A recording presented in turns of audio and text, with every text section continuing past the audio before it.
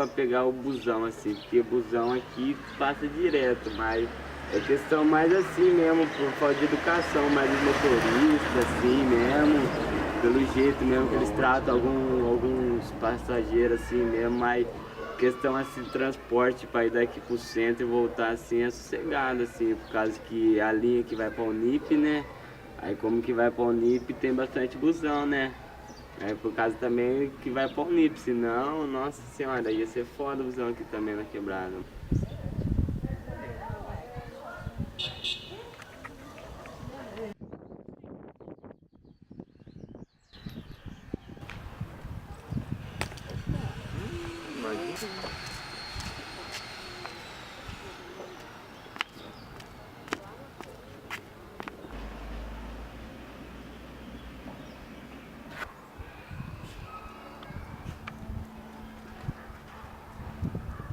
Bom, hoje eu vim a pé, só que tipo, eu também ando de ônibus e a dificuldade com o ônibus a gente vê que é grande, né? Tipo, a gente comentou sobre os buracos, faz pouco tempo que eu moro aqui em Bauru, mas já deu pra perceber que a dificuldade é grande.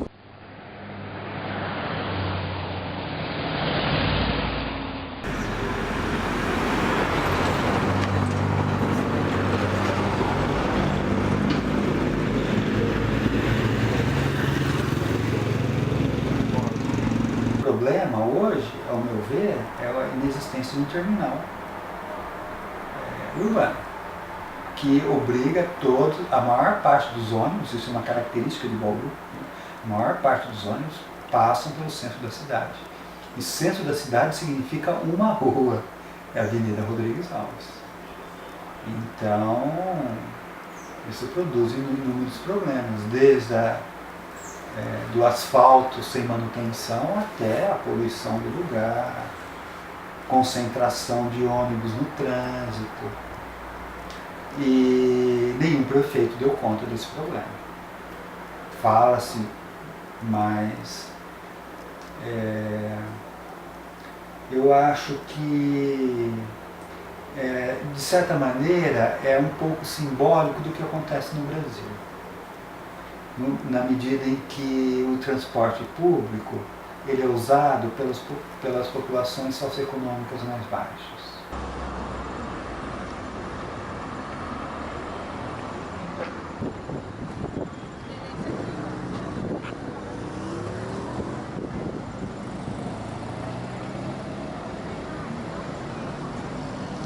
Desde os anos 30, desde o início do governo do Getúlio Vargas, há um decréscimo de investimento nas ferrovias. Não só não há mais um crescimento da malha ferroviária, como há uma diminuição da verba disponível para a manutenção dessa malha.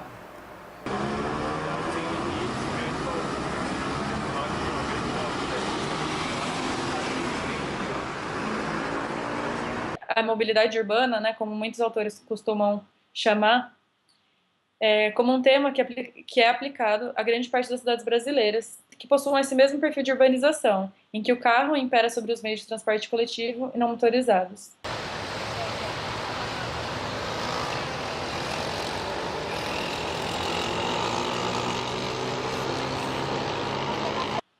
Está na Constituição, a liberdade de ir e vir é um direito de todos e deve assim ser encarada, no desenho urbano e também nas políticas públicas. Para tanto, o espaço destinado à mobilidade não deve ser exclusivo ao leito carroçável, que é onde passam os veículos, né? Mas também estendido às calçadas, às praças, estações de transporte.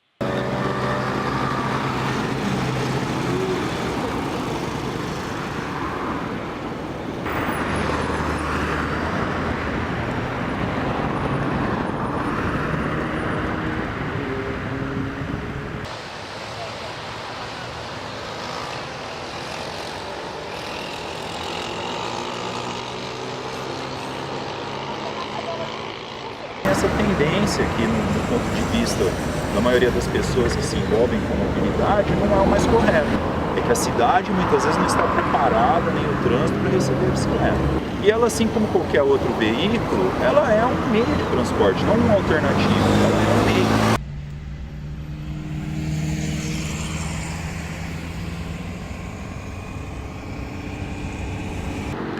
sempre a gente escolhe, eu escolho sempre os trajetos um pouco mais tranquilos, na medida do possível. Por exemplo, eu vinha para a faculdade de bicicleta, eu venho por dentro do bairro, mas chega um ponto que já não dá para andar no meio do bairro, então tem que pegar a avenida principal, mas aí tem um jeito de andar. Se você ficar acuado, eles sentem mais liberdade ainda para te fechar ou para mexer. Então, se você faz tudo certo no trânsito, pedala longe da guia, sinaliza tudo que vai fazer, usa o capacete, que é o item de segurança recomendado, né? Se você faz tudo certinho, eu me sinto um pouco mais segura fazendo tudo corretamente.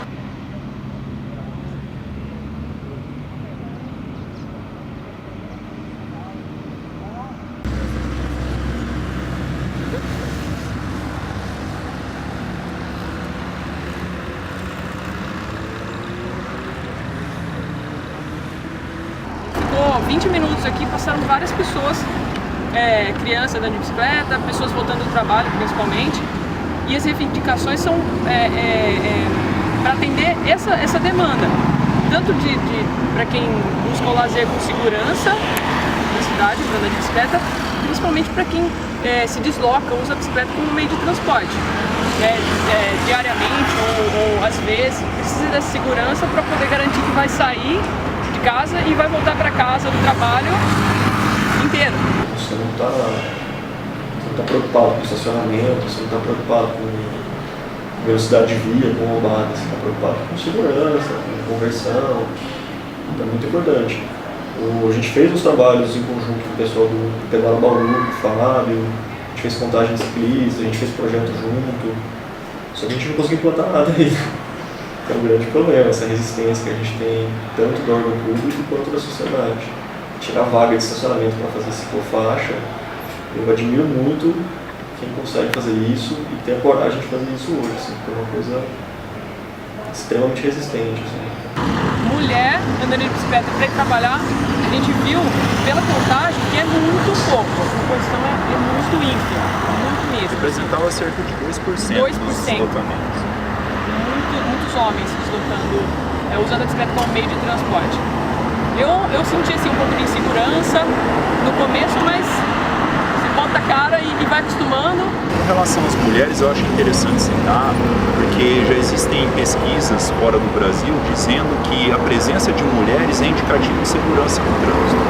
Quanto mais mulheres existem se deslocando, é um fator muito forte de indicação que ali eu não consigo andar.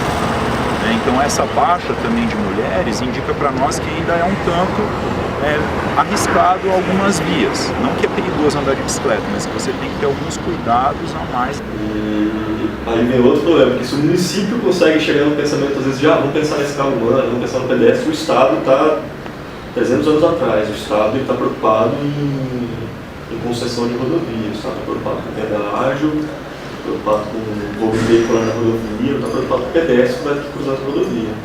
Hoje, um dos maiores problemas de Bauru é essa questão da rodovia dentro da área urbana. Né? Isso é uma cicatriz que ficou dentro da cidade, que a gente não consegue transportar nem de carro, consegue muito menos pedestre. Só que o poder público municipal não tem autoridade para ir lá e interferir nessa área. A gente não pode fazer nada. É o Estado que tem que vir e falar, não, eu quero uma passarela, vamos fazer uma passarela, vamos tirar, vamos colocar, entendeu? É bastante complicado essa questão.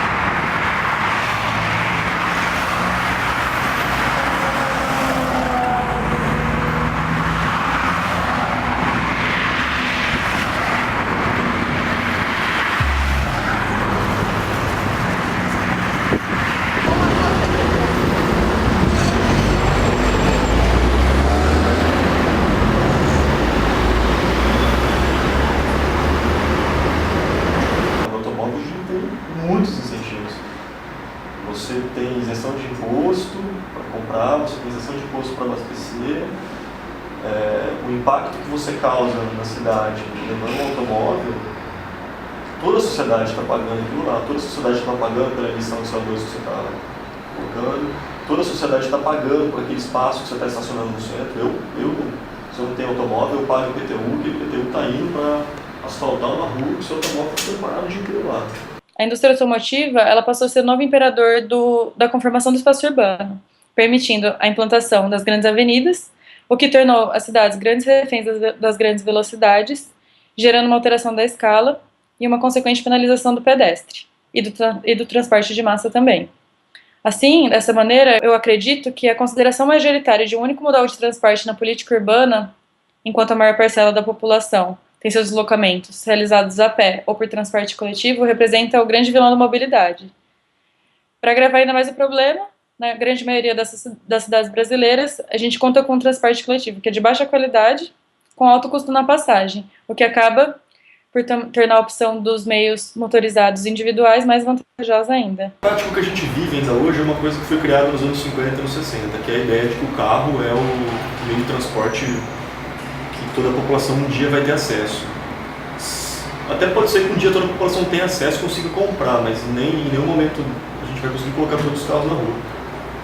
Não vai caber, todo mundo sabe disso. Só que a gente ainda vive planejamento, principalmente dentro das escolas de engenharia, dentro das escolas de arquitetura, que são voltadas no pensamento rodoviário. A gente planeja a cidade pensando na rua, pensando em 3 faixas de rolamento, pensando na questão da quadra e não pensa no pedestre. Então isso tudo que a gente vê hoje na cidade é reflexo dessa política. As Nações Unidas ela vem dessa época, ela foi projetada para o automóvel. Você vê que ela tem as 3 faixas de rolamento e uma calçada de 1,5 m, quando tem a calçada de 1,5 m.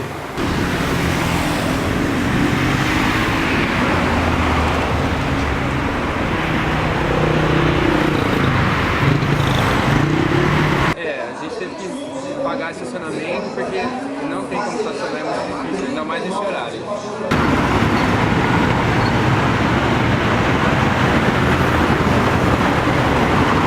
A Zona Azul, na verdade, ela é feita para incentivar a rotatividade de veículos, para você evitar que as pessoas estacionem num local que tem uma procura alta para estacionamento e fiquem lá por muito tempo. Então, é feito justamente para isso. Eu ainda acho que é barato. Eu acho que estacionamento na central tinha que ser um absurdo de caro. Não basta só colocar zona azul, não basta só colocar semáforo. Então eu acho que tem que ter mais taxação, tem que doer no bolso, entendeu? E eu acho que quem usa o automóvel, quem causa uma externalidade, quem causa um custo para a sociedade, tem que arcar com aquele, de certa forma, tem que subsidiar aquele que está causando pouco impacto, que é o ciclista, que é o que é o transporte coletivo.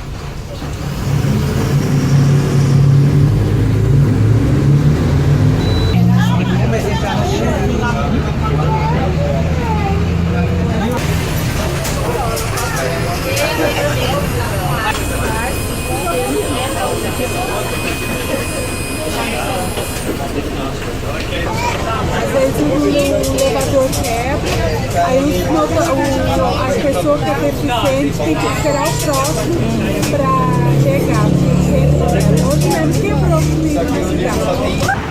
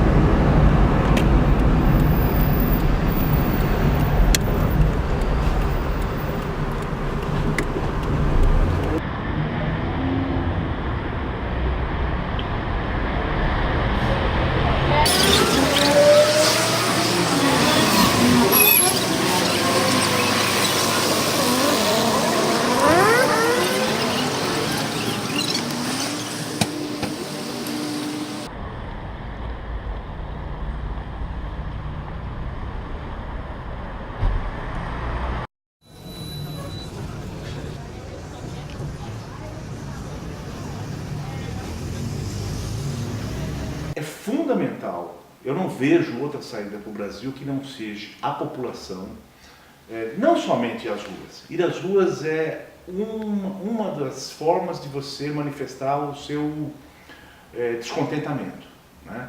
Mas existem outras formas na lei que podem ser usadas e devem ser usadas. A hora que a juventude descobri-las, né, e começar a fazer uso delas, e aí entrar com ações do Ministério Público, exigir da prefeitura, das prefeituras do Brasil inteiro, os contratos, para começar a ler os contratos entre o poder público e as empresas de ônibus.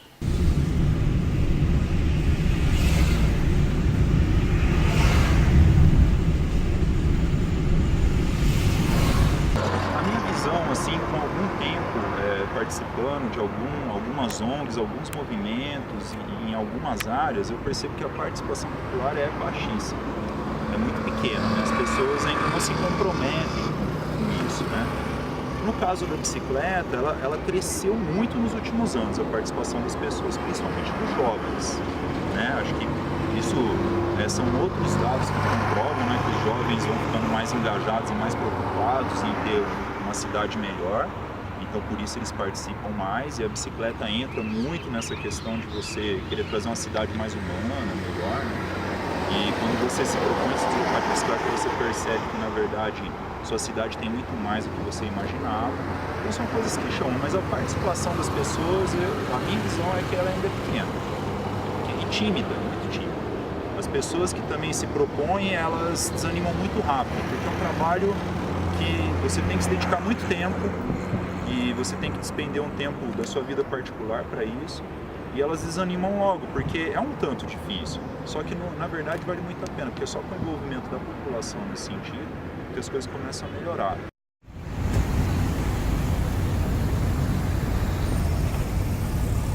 O problema é que hoje, assim, você fala, é difícil vir de ônibus. Não é que é difícil vir de ônibus, é que é muito fácil vir de carro, né? Hoje a gente vê uma política que muitas vezes tu fala, o transporte é ruim. O transporte, de certo modo, ele é ruim quando ele é comparado com outro meio de transporte.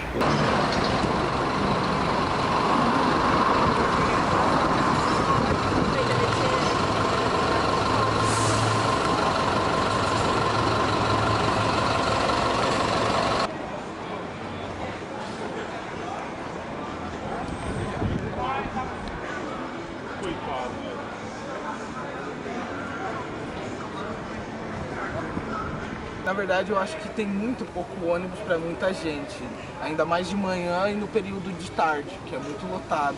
Então, de manhã não tem nem lugar para sentar no ônibus. É difícil também os horários, principalmente finais de semana. É difícil.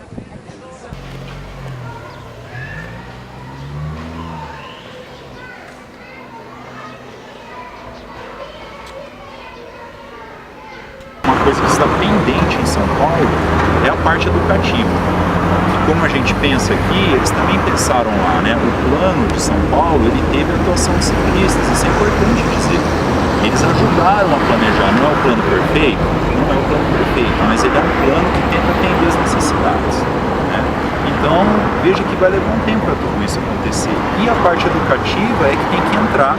Para quê? Para que o conflito seja menor, a agressividade diminua. Talvez esse seja o fator que ainda está faltando em São Paulo, trabalhar mais a parte de educação para todos, né? Não só para o ciclista, que muitas vezes eles falam, mas o ciclista desrespeita. Ele pode até desrespeitar, mas ele está prezando pela segurança dele quando ele faz. Na base, porque as escolas não têm esse tipo de ensino de consciência social, de cidadania, ensinar as crianças dentro da escola o impacto dela, o que está causando. Olha, se você morar longe, você está forçando uma pessoa que vai prestar um serviço para você também, você também ir até lá, tanto de combustível que você vai ter que utilizar para se locomover. Então isso falha até na base, nossa, a gente não tem isso daí dentro das escolas, a gente não tem isso dentro das universidades. Então a mudança de cultura, eu acho que não é só uma questão de educação, no sentido de eu ir lá e falar, olha, vamos mudar e tal. Acho que é toda uma consciência social que envolve o governo federal, o governo estadual, o governo municipal e a própria sociedade, essa sociedade civil organizada, as associações.